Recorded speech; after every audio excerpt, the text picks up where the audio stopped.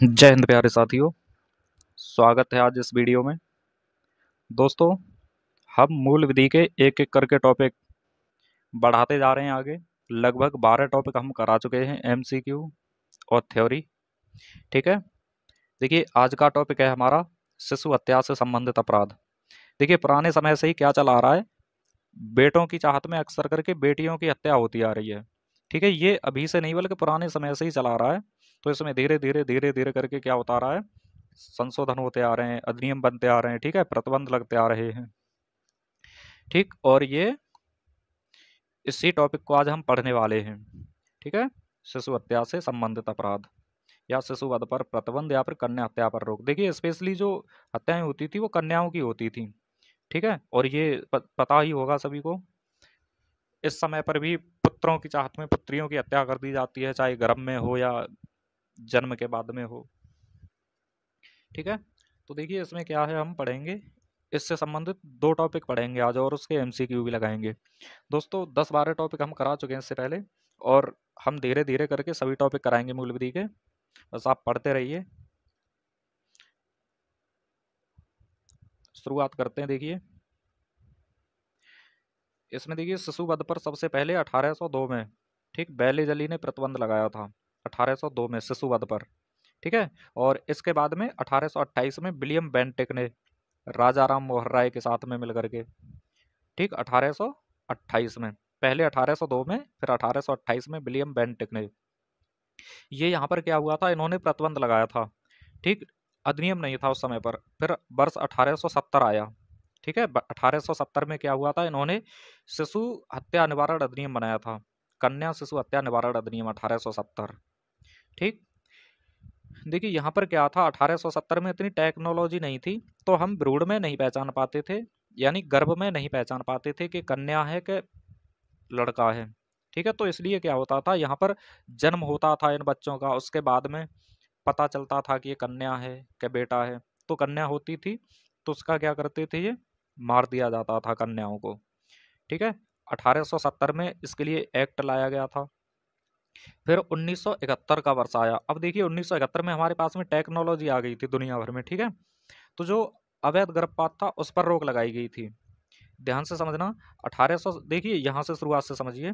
1802 में बेले जली ने शिशु हत्या पर रोक लगाई थी। फिर 1828 में विलियम बेंटिक ने राजा राम मोहन राय के साथ में मिलकर के शिशु हत्या पर रोक लगाई थी। ठीक है, शिशु हत्या में इसलिए बोल रहा हूँ बार बार, क्योंकि यहाँ पर जन्म हो जाता था उनका, जो शिशु होते थे उसके बाद में पता चलता था। यानी यहाँ तक हम 1870 तक हम उसे गर्भ में नहीं पहचान पाते थे, क्योंकि हमारे पास में कोई ऐसी टेक्नोलॉजी नहीं थी 1870 तक के उसे गर्भ में ही पहचान हो जाए लड़का है लड़की है। ठीक है, तो 1870 तक ये शिशु हत्या के नाम से जाना जाता था। इसके बाद में आ जाता है 1971। अब देखिए 1971 में टेक्नोलॉजी आ जाएगी। ठीक है, जो अल्ट्रासाउंड वगैरह होता है ये 1971 में तो आ ही जाएंगे। तो 1971 में अवैध गर्भपात पर रोक लगाई गई थी। अवैध गर्भपात, देखिए 1971 में क्या हुआ था कि जो जांच होती थी वो केवल इतनी होती थी कि जो भ्रूण में पल रहा बच्चा वो स्वस्थ है अथवा नहीं है, केवल इतनी। ठीक है, उसके बाद में वर्ष 1994 आया। ठीक, तो यहाँ पर 1994 में क्या हुआ, गर्भ में पल रहे भ्रूण की जांच पर भी रोक लगाई गई थी। ठीक है, देखिए 1971 में भ्रूण की जांच होती थी, लेकिन लिंग की जांच नहीं होती थी, केवल इतनी जांच होती थी कि जो बच्चा है पल रहा है पेट में वो स्वस्थ है या नहीं है। केवल जो आज का समय है, आज के समय में अल्ट्रासाउंड वगैरह होता है, तब भी केवल इतना ही पता बता सकते हैं वो कि ये जो बच्चा है वो स्वस्थ है अथवा नहीं है, ये नहीं बता सकते कि लड़का है अथवा लड़की है। ठीक है, लिंग पर जांच, लिंग पर रोक कब लगी है, तो 1994 में। ठीक है, मान लो एक तरीके से 1971 में यहाँ पर बता भी दिया कि लड़का है अथवा लड़की है।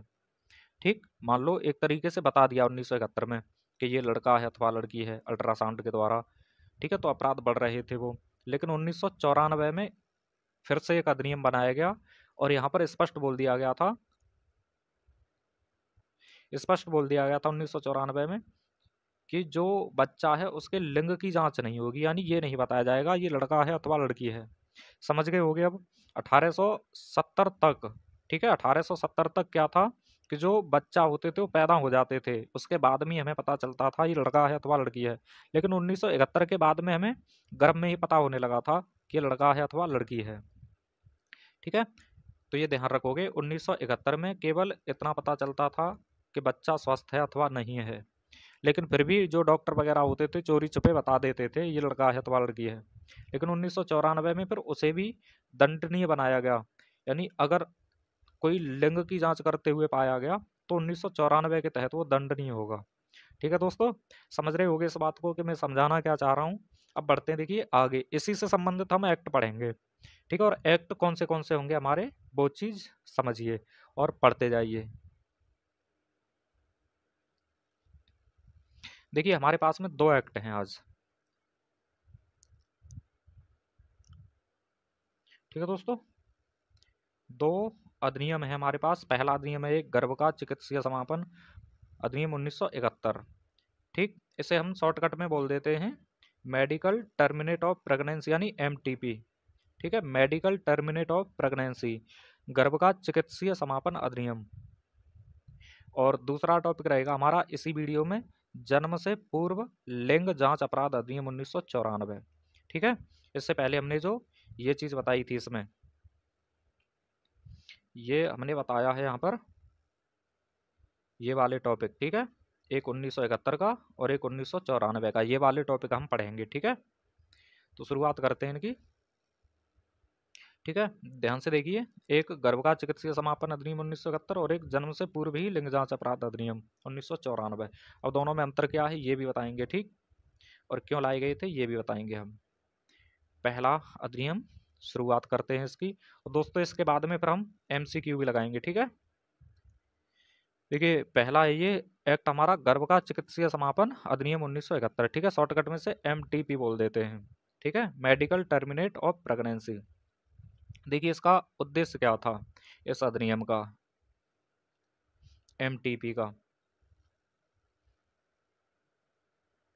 उद्देश्य पर सबसे ज्यादा ध्यान देना होता है इसमें। तो देखिए इस अधिनियम का उद्देश्य असुरक्षित और अवैध गर्भपात से महिलाओं की मृत्यु दर को कम करना है।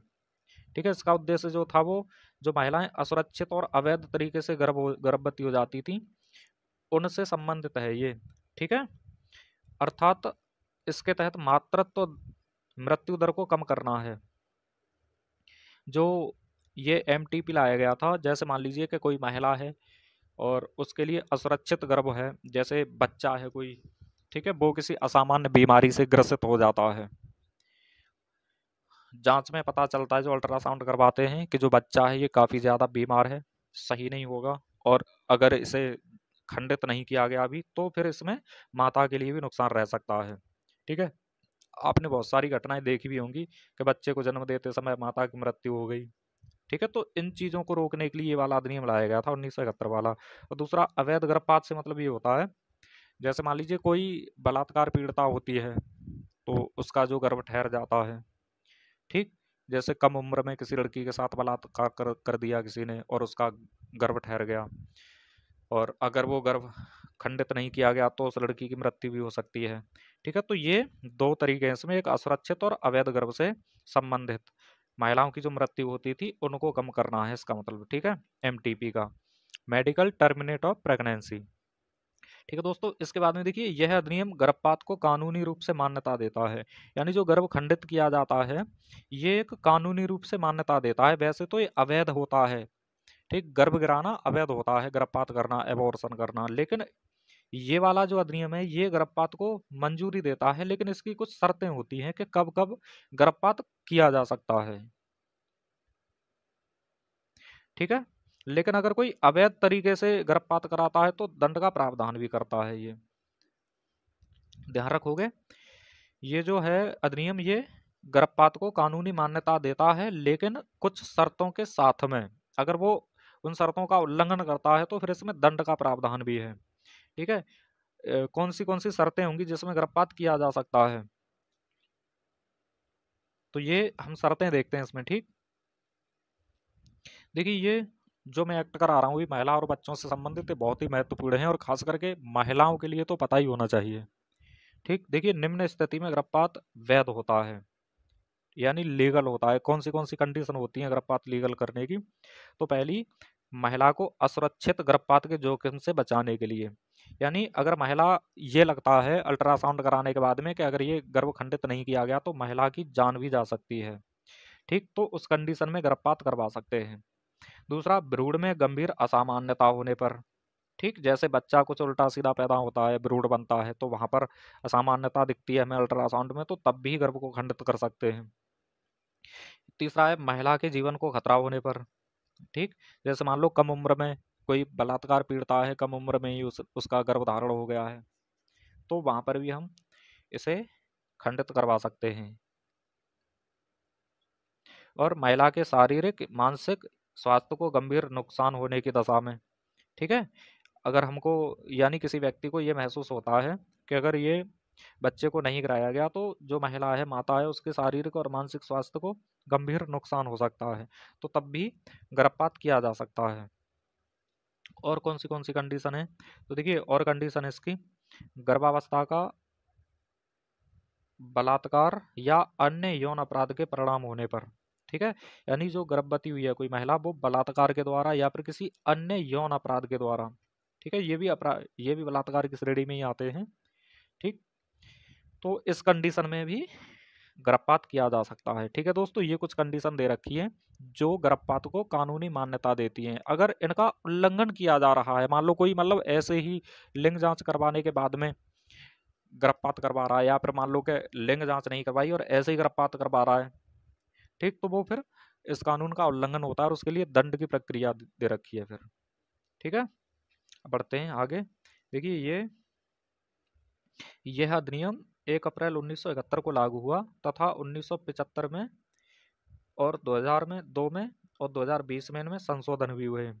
ठीक है दोस्तों, 2020 का संशोधन ध्यान रखना है बहुत अच्छे से, ठीक, 2020 का संशोधन 24 सितंबर 2021 को लागू हुआ है, तो ये 2021 के संशोधन के नाम से ही जाना जाता है क्योंकि यहीं से सारी चीजें इसमें बदलाव की गई है। ठीक है माय डियर फ्रेंड्स, अब देखिए आगे चलते हैं। इसमें ध्यान रखोगे 1 अप्रैल 1971 को यह अधिनियम लागू हुआ था और 1975, 2002, 2020 में इसमें संशोधन हुए हैं, और जो 2020 वाला संशोधन है ये 2021 में लागू हुआ है। ठीक है, अगर डेट वेट भूल जाओ तो कोई दिक्कत नहीं है, लेकिन सन जरूर ध्यान रखना कि ये वाला कब लागू हुआ है, तो 2021 में लागू हुआ है। ठीक है, अब देखिए आगे चलते हैं। इसमें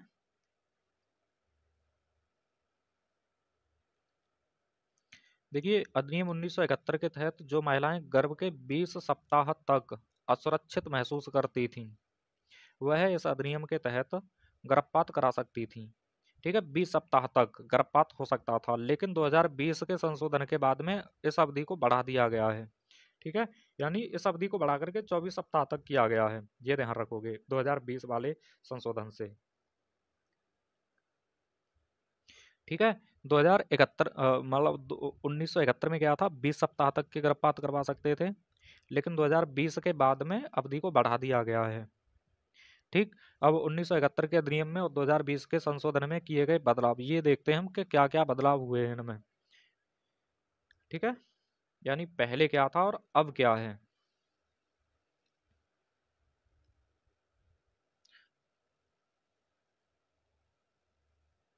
तो दोस्तों देखिए 1971 वाला भी देखेंगे हम यहीं पर और 2021 वाला भी देखेंगे यहीं पर के क्या से क्या बदलाव हुए हैं। तो देखिए गर्भावस्था के समय, ठीक, ये समय की अवधि दे रखी है कि कब हम गर्भपात करवा सकते थे। 1971 में क्या कंडीशन थी इनकी और 2021 में क्या कंडीशन बनाई गई है। तो गर्भावस्था के समय 1971 में कभी भी करवा सकते थे। ठीक है, गर्भावस्था का मतलब होता है पहले दिन से लेकर के 56 दिन तक। ठीक है, ये याद रखोगे, गर्भावस्था का मतलब होता है 56 दिन तक। ठीक है दोस्तों, यानी 56 दिन तक हम 1971 वाले अधिनियम से कभी भी गर्भपात करवा सकते थे। लेकिन 2021 में बदलाव करके क्या किया गया है, तो यहाँ पर एक पंजीकृत डॉक्टर की राय लेना आवश्यक है। ठीक है, जब तक एक पंजीकृत डॉक्टर यानी जो सरकारी डॉक्टर होता है वो जब तक लिखकर नहीं देगा किसे गर्भपात की आवश्यकता है, तब तक उसका गर्भपात नहीं हो सकता है।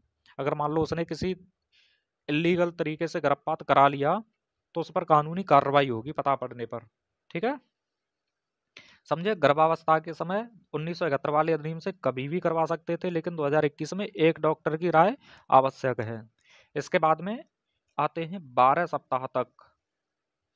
पहले 12 सप्ताह तक की जो अवधि होती थी गर्भ की, तो 1971 में क्या था, एक डॉक्टर की राय की आवश्यकता थी। ठीक है, और 2021 में भी एक ही डॉक्टर की राय की आवश्यकता है, ये ध्यान रखोगे। यानी 12 सप्ताह तक का अगर गर्भपात करवाना है तो एक डॉक्टर की राय की आवश्यकता है। अब आते हैं 12 से 20 सप्ताह तक। ठीक है, तो 12 से 20 सप्ताह का अगर गर्भपात करवाना है तो 1971 वाले अधिनियम में 2 डॉक्टर की परमिशन जरूरी थी, लेकिन 2021 में से थोड़ा सरल बनाया गया है, तो यहाँ पर एक डॉक्टर की राय की आवश्यकता है। ठीक है, 20 सप्ताह तक वाले में। तो देखिए 2021 वाले में क्या है, ये 2021 वाले में ध्यान रखोगे, 0 से लेकर के यानी गर्भावस्था के समय से लेकर के 20 सप्ताह तक एक डॉक्टर की आवश्यकता पड़ेगी। ठीक है,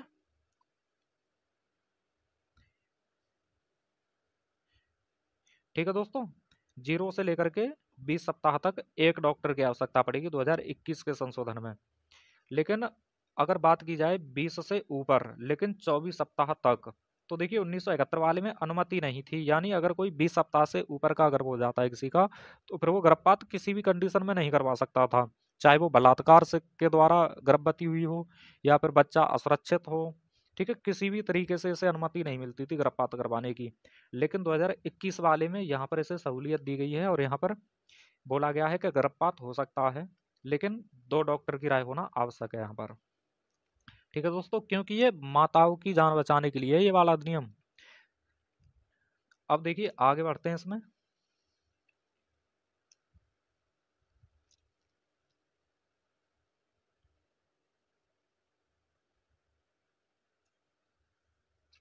देखिए हमने पढ़ा है 20 से 24 सप्ताह तक 1971 वाले में अनुमति नहीं थी। ठीक है, यानी यहाँ पर इनका एबॉर्शन नहीं हो सकता था, लेकिन 2021 वाले में क्या है, 2 डॉक्टर की राय से यहाँ पर हम कर सकते हैं। ठीक, अब 24 सप्ताह से अधिक, 24 सप्ताह से अधिक में क्या है, अनुमति नहीं थी 1971 वाले में, क्योंकि यहाँ तो 20 सप्ताह से ही अनुमति नहीं थी, 20 सप्ताह से ऊपर तो 24 से कहाँ से ऊपर होगी। ठीक है, लेकिन 2021 का जो है यहाँ पर राज्य स्तरीय मेडिकल बोर्ड की स्थापना होगी, अगर वो परमिशन देगा तो 24 सप्ताह से अधिक पर भी गर्भपात करवाया जा सकता है। ठीक है दोस्तों, देखिए कंक्लूजन ये निकला इसका कि वर्तमान स्थिति में 24 सप्ताह से अधिक का भी एबॉर्शन करवाया जा सकता है, लेकिन कंडीशन यहाँ पर 24 सप्ताह वाली कुछ अलग ही होती है। ठीक है, लेकिन 24 सप्ताह से अधिक का अगर एबॉर्शन करवा रहे हैं, गर्भपात करवा रहे हैं, तो वहां पर एक टीम गठित की जाएगी जो राज्य स्तर की होगी। ठीक है, और वो टीम अनुमति देगी गर्भपात करवाने की, तभी गर्भपात हो सकता है, अन्यथा नहीं होगा। अब बात की जाए इसमें, अवैध गर्भपात करवाने पर 1971 में 1000 रुपये जुर्माना होता था केवल। ठीक है, लेकिन यहाँ पर 2021 वाले में क्या हुआ है, यहाँ पर इस दंड को बढ़ाया गया है। देखिए 1971 में 1000 रुपये का जुर्माना हो रहा है केवल, इसमें सजा नहीं थी, केवल जुर्माना था अगर कोई गलत तरीके से गर्भपात करवा रहा है तो। ठीक है, लेकिन 2021 में क्या हुआ है, 1 साल तक सजा या जुर्माना या फिर दोनों, ये हो सकता है 2021 के संशोधन में। ठीक है, पहले क्या था, 1000 रुपये तक केवल जुर्माना होता था, लेकिन अब 1 साल तक सजा हो सकती है, या जुर्माना हो सकता है या फिर दोनों भी हो सकते हैं। अब देखिए ये जो कानून था विवाहित महिलाओं पर लागू होता था 1971 वाला। ठीक, और 2021 वाला जो संशोधन है विवाहित और अविवाहित दोनों पर लागू हो जाता है, क्योंकि मान लो यहाँ पर अविवाहित में वो महिलाएं भी आ सकती है ना जिनका मान लो बलात्कार हो गया है तो अविवाहित, लेकिन वो गर्भवती हो गई है बलात्कार की वजह से, तो उनका एबॉर्शन भी आ जाएगा इसमें। ठीक है, विवाहित तो हैं ही, साथ में अविवाहित हैं जो बलात्कार से पीड़ित हैं। ठीक है, तो ये 2021 साल में विवाहित और अविवाहित दोनों आ जाएंगे। ठीक है दोस्तों, ये हमारा हो गया 1971 का, और इसके बाद में हम बढ़ते हैं अगले एक्ट की तरफ। दोस्तों मुस्कुराइए क्योंकि हम एक एक एक्ट करने वाले हैं मूल विधि का। ठीक है, देखिए अगला एक्ट है हमारा भ्रूण हत्या पर रोक अधिनियम 1994, इसे पीसी पीएनडीटी के नाम से भी जानते हैं। ठीक, देखिए इसका उद्देश्य था, यह अधिनियम शिशु हत्या पर रोक लगाने के लिए लाया गया था। इससे पहले जो हमने पढ़ा है वो मातृत्व मृत्यु दर को कम करने के लिए था, यानी वो माता की सुरक्षा के लिए था, और ये शिशु की सुरक्षा के लिए है, यानी भ्रूण की सुरक्षा के लिए है। ठीक है। यह अधिनियम शिशु हत्या पर रोक लगाने के लिए लाया गया था, अर्थात इसके द्वारा कन्या भ्रूण हत्या स्पेशली कन्याओं के लिए है ये, ठीक है। जैसे मान लो 1870 से पहले हम क्या करते थे, बच्चे का जन्म होने देते थे, क्योंकि हमारे पास में इतनी टेक्नोलॉजी नहीं होती थी जिससे कि हम गर्भ में ही पता कर सकें कन्या है अथवा बेटा है, ठीक है। लेकिन अब तो हमारे पास में टेक्नोलॉजी आ गई, यानी अल्ट्रासाउंड से हम ये पता कर सकते हैं लड़की है अथवा लड़का है ना। तो इस चीज पर रोक लगाने के लिए ये वाला अधिनियम लाया गया था। और आप सभी को पता होगा कि बेटे की चाहत में अक्सर करके बेटियां मार दी जाती हैं, ठीक है। इस पर काफी प्रचार प्रसार भी होता है, बेटी बचाओ बेटी पढ़ाओ, है ना। तो वो चीज है, तो बेटियों को बचाने के लिए ये वाला अधिनियम लाया गया था 1994। तो दोनों अधिनियम समझ गए होंगे। 1971 वाला था माताओं की सुरक्षा के लिए, और 1994 का ये बच्चों की सुरक्षा के लिए, स्पेशली कन्या की सुरक्षा के लिए, ठीक है। तो इसमें भ्रूण हत्या एवं घटते लिंगानुपात को रोका गया, ठीक है दोस्तों। दोनों अधिनियम समझ रहे होंगे अच्छे से। जो 1971 वाला है वो माता की सुरक्षा के लिए है, और 1994 वाला ये भ्रूण की सुरक्षा के लिए है, ठीक। अब यहाँ पर जन्म की आवश्यकता नहीं है, उसे गर्भ में ही समाप्त किया जा सकता है, गर्भ में ही पहचाना जा सकता है लड़का है अथवा लड़की है, ठीक है। तो गर्भ में ही उन्हें समाप्त किया जाने लगा था, इसलिए क्या हुआ था, इस पर भी रोक लगा दी गई थी कि अब इनका लिंग चयन नहीं होगा, यानी भ्रूण में पल रहे बच्चे की हम लिंग की जांच नहीं करवा सकते, ये लड़का है अथवा लड़की है, ठीक है दोस्तों। अब बढ़ते हैं, देखिए आगे हम, देखिए यह अधिनियम 20 सितंबर 1994 को पारित हुआ और 1 जनवरी 1996 को लागू हुआ था, ठीक। इसमें 8 अध्याय एवं 34 धाराएं हैं, ठीक है। देखिए यहाँ पर ये स्पेशली नोट करके लिखा है हमने, 8 सप्ताह या 56 दिन तक का विकासमुखी भ्रूण कहलाता है, और इसके बाद का समय यानी जन्म तक गर्भ कहलाता है। इसका मतलब ये हो गया, 0 से लेकर के 56 दिन तक या फिर 8 सप्ताह तक का जो समय होता है ना, वो तो भ्रूण कहलाता है, ठीक, भ्रूण। और इसके बाद का समय गर्भ कहलाता है, यानी जन्म तक का।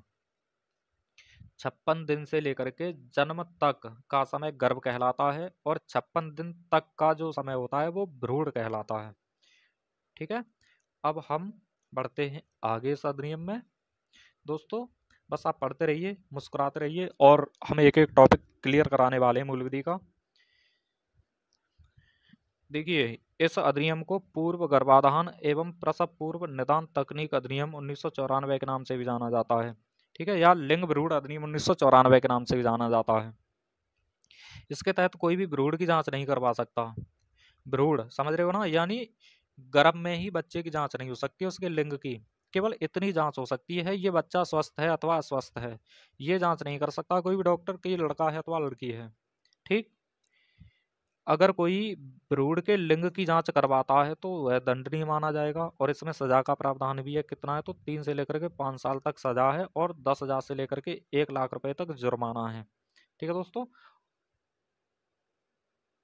समझ रहे होगे। अगर कोई, देखिए फिर से समझिए, इसका मतलब ये हो गया, दोनों एक्ट की बता रहा हूं मैं मिक्स करके। जो 1971 वाला है वो माता की सुरक्षा के लिए है, और जो 1994 वाला है भ्रूण की सुरक्षा के लिए है, ठीक है। बहुत अच्छे से ध्यान रखना, उद्देश्य पूछे जाते हैं इनके, इसलिए मैं बार बार रिपीट कर रहा हूँ इन चीज को, ठीक। अब देखिए इन पर और अंकुश लगाने के लिए क्या किया गया था, तो जो आईपीसी 1860 की धारा 312 से लेकर के 318 तक गर्भ से संबंधित अपराध थे ये, ठीक है। 312 से लेकर के 318 तक, यानी कंडीशन होती थी ना कुछ, जैसे कोई मान लो महिला की मर्जी के बिना गर्भपात करवा रहा है, कहीं पर महिला अपनी मर्जी से गर्भपात करवा रही है, ठीक है, और कहीं पर महिला को पता नहीं है और उसे इंजेक्शन वगैरह लगवा दिया, दवाई खिला दी गर्भपात की। तो ये सारी कंडीशनें दे रखी थी 312 से 318 तक आईपीसी की धारा में। और जो नई बीएनएस की धारा बनी है 2023 वाली, तो ये 88 से 92 तक दे रखी है, ठीक, 88 से 92 तक।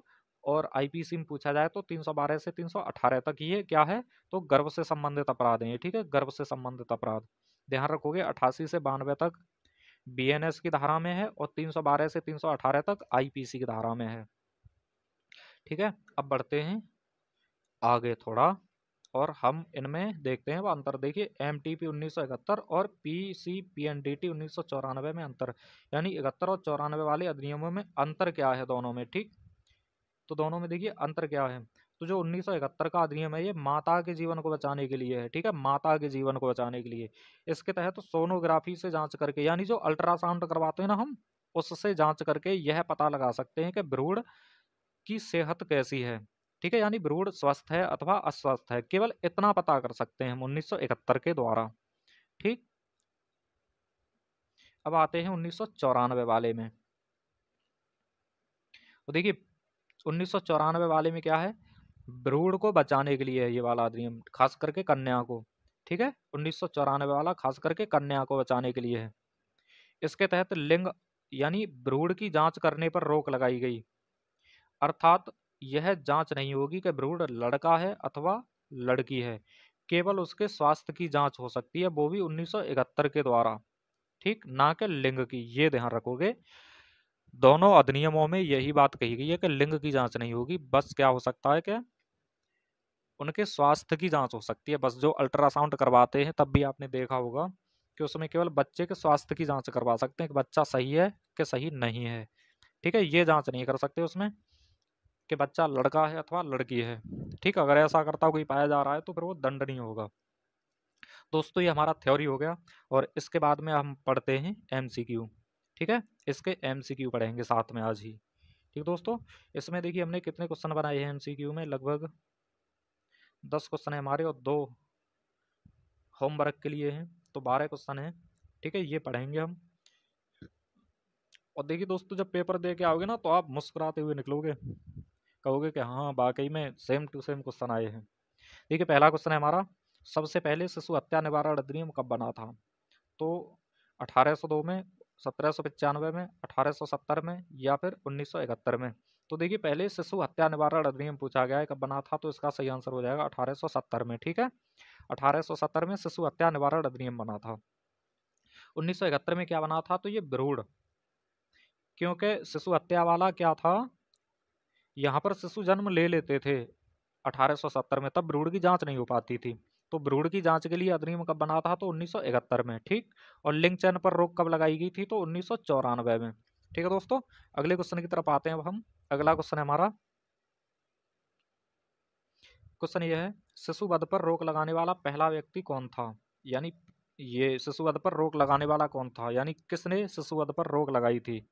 तो बेलेजली, बेंटिक, या राजाराम मोहन राय, या फिर ये सभी। तो इसका सही आंसर उपरोक्त सभी हो जाएंगे, ठीक है, इन सभी ने लगाई थी, ठीक है। कब कब लगाई थी, तो ये मैं करा चुका हूँ, बेलेजली ने लगाई थी 1802 में, ठीक। और ये बेंटिक ने और राजाराम मोहन राय ने कब लगाई थी, 1828 में लगभग, ठीक। तो ये चीज ध्यान रखोगे, ठीक है दोस्तों। अगला क्वेश्चन आता है हमारा अब,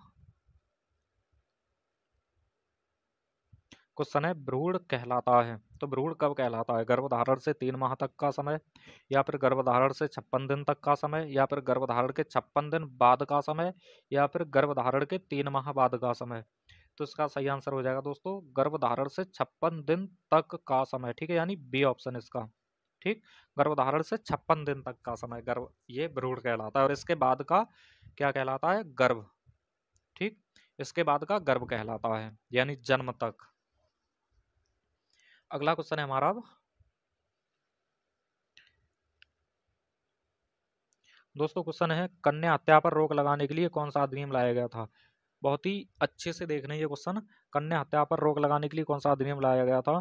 तो प्रसव पूर्व निदान तकनीक अधिनियम 1994, या फिर गर्भ का चिकित्सीय समापन अधिनियम 1971, या फिर कन्या शिशु हत्या निवारण अधिनियम 1870, या फिर लैंगिक अपराधों से बालकों का संरक्षण अधिनियम 2012।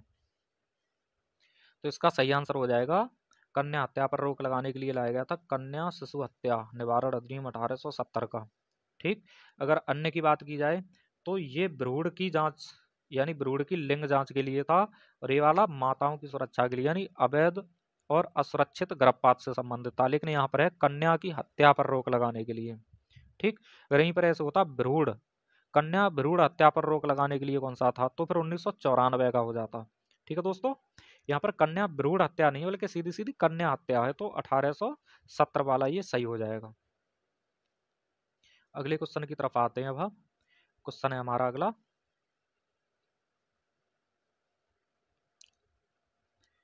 किस अधिनियम के तहत भ्रूण के लिंग की जांच करने पर रोक लगाई गई थी। ठीक है, ये भ्रूण की लिंग की जांच यानी भ्रूण लड़का है अथवा लड़की है, इस पर रोक लगाई गई थी, तो कौन से अधिनियम के तहत लगाई गई थी?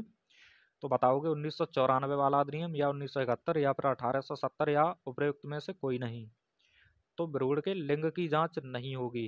कौन सा अधिनियम था ये? तो ये था ये वाला, ठीक, 1994 का। लिंग की जांच नहीं होगी, सेहत की जांच हो जाएगी, वो 1971 वाला था। ठीक, सेहत की जांच के लिए 1971 वाला था, लेकिन लिंग की जांच नहीं होगी 1994 के तहत। और 1870 क्या था? तो ये कन्याओं की हत्या से संबंधित था। अगला क्वेश्चन है अब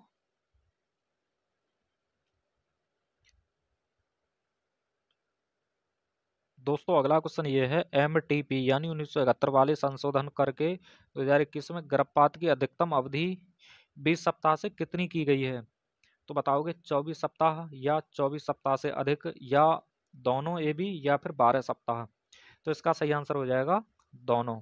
ठीक है, तो देखिए यहाँ पर डॉक्टरों की बात और बताओगे मुझे कि डॉक्टर कितने होंगे। तो 24 सप्ताह वाले में 2 डॉक्टर होने चाहिए। ठीक है, और यहाँ पर एक टीम होनी चाहिए डॉक्टरों की 24 सप्ताह से अधिक वाले में। ठीक है, तो ये दोनों आंसर इसके सही हो जाएंगे। ठीक, अगले क्वेश्चन, अगला क्वेश्चन है हमारा, 24 सप्ताह तक का गर्भपात करने के लिए कितने डॉक्टर की सलाह आवश्यक है? तो देखिए 24 सप्ताह का, 24 सप्ताह तक का गर्भपात करने के लिए, तो यहाँ पर दोस्तों 2 हो जाएगा। ठीक है, 24 सप्ताह तक है, अगर 24 सप्ताह से अधिक होता तो फिर ये वाला होता। ठीक है, 24 सप्ताह से अधिक होने पर, ठीक, ये वाला होता। और एक एक कब तक है? तो 20 सप्ताह तक। ठीक है, एक डॉक्टर 20 सप्ताह तक, और 20 से 24 तक आते हैं 2 डॉक्टर, और 24 से अधिक पर आते हैं राज्य स्तरीय पैनल। ठीक है,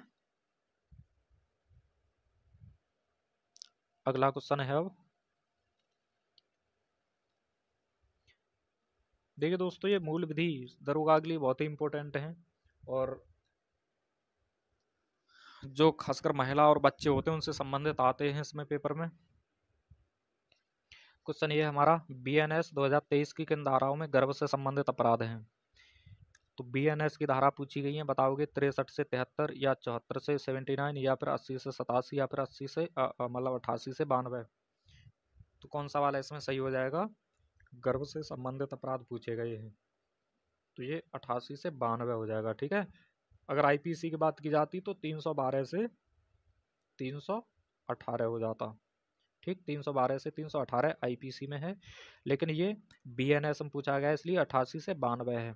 अगर अन्य की बात की जाए तो ये वाले जो 63 से 73 तक हैं ये यौन अपराध हैं, यानी बलात्कार से संबंधित हैं ये वाले। ठीक है, बलात्कार से संबंधित, और ये वाले जो हैं आपराधिक हमला से संबंधित हैं, और ये वाले विवाह से संबंधित हैं 80 से 87। ठीक है दोस्तों, फिलहाल इसका सही आंसर ये वाला हो जाएगा। अगला क्वेश्चन है हमारा अब,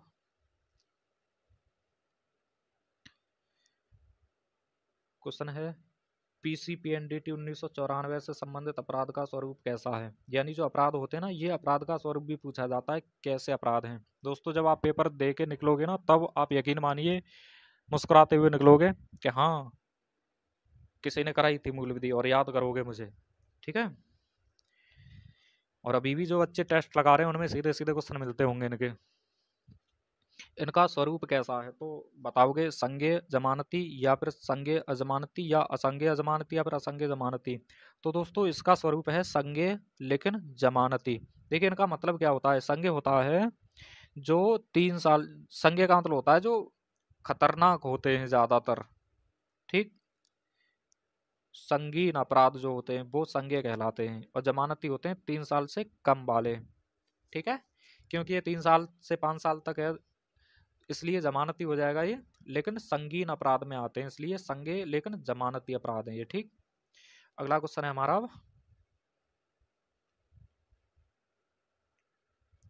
क्वेश्चन है, कौन सा अधिनियम अवैध गर्भपात पर रोक लगाता है? अवैध गर्भपात पर रोक लगाता है, तो प्रसव पूर्व निदान तकनीक अधिनियम 1994, या फिर गर्भ का चिकित्सीय समापन अधिनियम 1971, या फिर लैंगिक अपराधों से बालकों का संरक्षण अधिनियम 2012, या फिर मातृत्व लाभ अधिनियम 1961। तो अवैध गर्भपात पर रोक कौन सा लगाता है? ये वाला 1971 वाला, ठीक है, ये 1971। और लिंग चयन पर रोक कौन सा लगाता है? तो 1994 वाला लगाता है, ठीक है। देखिए जो 1971 वाला है ना, ये वैध बनाता है कुछ कंडीशन में गर्भपात को, लेकिन वो अवैध तरीके से नहीं होना चाहिए, इसलिए अवैध गर्भपात पर रोक लगाता है। और 1994 वाला क्या है? तो ये भ्रूण के लिंग चयन पर रोक लगाता है, यानी लड़का है अथवा लड़की है, इस चीज पर रोक लगाता है 1994 का। और ये 2012 का जानते ही होगे, पॉक्सो एक्ट है ये, और ये मातृत्व लाभ अधिनियम में करा चुका हूँ, ठीक है, जो गर्भवती महिलाएं हैं उनसे संबंधित, ये इससे पहले वाली वीडियो में करा चुका हूँ, जिससे मैंने 5 एक्ट कराए हैं लगातार एक ही वीडियो में, ठीक है दोस्तों। बस आप एक बार सभी वीडियो को देखें ढंग से और नोट्स बनाएं, फिर देखना आप बड़े आराम से 30 क्वेश्चन करोगे जीएस में। अब हमारा है ये क्वेश्चन, जिसे आप कमेंट बॉक्स में बताओगे हमें, एमटीपी 1971 में वर्तमान में किन महिलाओं पर लागू है? तो केवल विवाहित, या केवल अविवाहित, या दोनों, या फिर बलात्कार पीड़ित गर्भस्थ, ठीक है, किस तरह की महिलाओं पर है ये। और अगला क्वेश्चन है हमारा, कन्या शिशु हत्या निवारण अधिनियम कब लाया गया था? कन्या शिशु हत्या, ठीक है, ध्यान रखोगे, कन्या शिशु हत्या 1802 में, 1870 में, 1828 में, या फिर 1971 में, ठीक है। ये दोनों क्वेश्चन बताओगे आप, 2 क्वेश्चन ये होमवर्क के लिए। दोस्तों आप पढ़ते रहिए, और जब तक दरोगा का पेपर आएगा तब तक हम ये मूल विधि पूरी करवा चुके होंगे, उसके बाद में फिर प्रैक्टिस भी करवा चुके होंगे इसके दोबारा से। बस आप पढ़ते रहिए, मुस्कुराते रहिए, और हमारा हौसला बढ़ाते रहिए। आप हमारा हौसला बढ़ाओगे, हम सिलेबस कंप्लीट कराएंगे, और जैसे ही मूल विधि का कंप्लीट होगा फिर हम हिंदी साहित्य की तरफ रुख करेंगे अपना, ठीक है। हिंदी साहित्य को हम ट्रिक से कराएंगे पूरा का पूरा। हिंदी साहित्य बहुत इंपॉर्टेंट होता है, जितना मूल विधि इंपॉर्टेंट है उतना ही हिंदी साहित्य इंपॉर्टेंट है दरोगा के लिए, ठीक है। मिलते हैं अगली वीडियो में ही, तब तक के लिए जय हिंद, जय भारत, माय डियर फ्रेंड्स। पढ़िए, मुस्कुराइए, मगर प्यार से।